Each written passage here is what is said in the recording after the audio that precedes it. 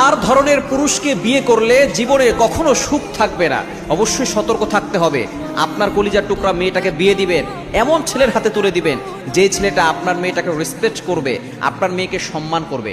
নারীরা আসলে যত্নকে পছন্দ করে, ভালোবাসা পেতে পছন্দ করে, কিন্তু অনেক পুরুষ এটা বুঝে না। আল্লাহ পাক রব্বুল আলামিন নিজেই বলে দিয়েছেন নারীরা একটু বক্র হবে, নারীদের সাথে ভালো ব্যবহার করতে হবে। আল্লাহ তাআলা কোরআনে বলে দিয়েছেন, কোরআন খোলেন 4 নম্বর পারার 20 নম্বর পৃষ্ঠার 3 নম্বর লাইন, সূরা নিসা 19 নম্বর আয়াতে আল্লাহ বলছেন ওয়াশিরুহুন্না বিল মারুফ, you treat your wives well, তোমরা তোমাদের স্ত্রীদের সাথে ভালো ব্যবহার করো। সুতরাং এই 4 ধরনের পুরুষকে যদি কেউ বিয়ে করে তাহলে তার জীবনে কখনো সুখ থাকবে না। নাম্বার 1, 1 নম্বর হচ্ছে দায়িত্বহীন পুরুষ।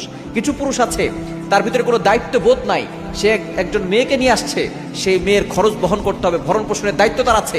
এই দায়িত্ব যদি কোনো পুরুষ পালন করতে না পারে তাহলে ওই পুরুষের কাছে যদি আপনার মেয়ে দেন অথবা কোনো নারী যদি বিয়ে করে সে কখনো সুখে থাকতে পারবে না। নাম্বার 2, দ্বিতীয় নাম্বার হচ্ছে যেই পুরুষ নিজের রাগকে নিয়ন্ত্রণ করতে পারে না, নিজের রাগকে কন্ট্রোল করতে পারে না, এমন পুরুষের রাগ থাকবে।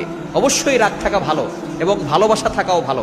প্রত্যেকটা মানুষের ভিতরে ভালোবাসাও আছে, রাগও আছে, কিন্তু আমরা কোনটা কোন জায়গায় ব্যবহার করবো সেটা আমরা জানি না। সাহাবায়ে কেরামদের রাগও ছিল, ভালোবাসাও ছিল।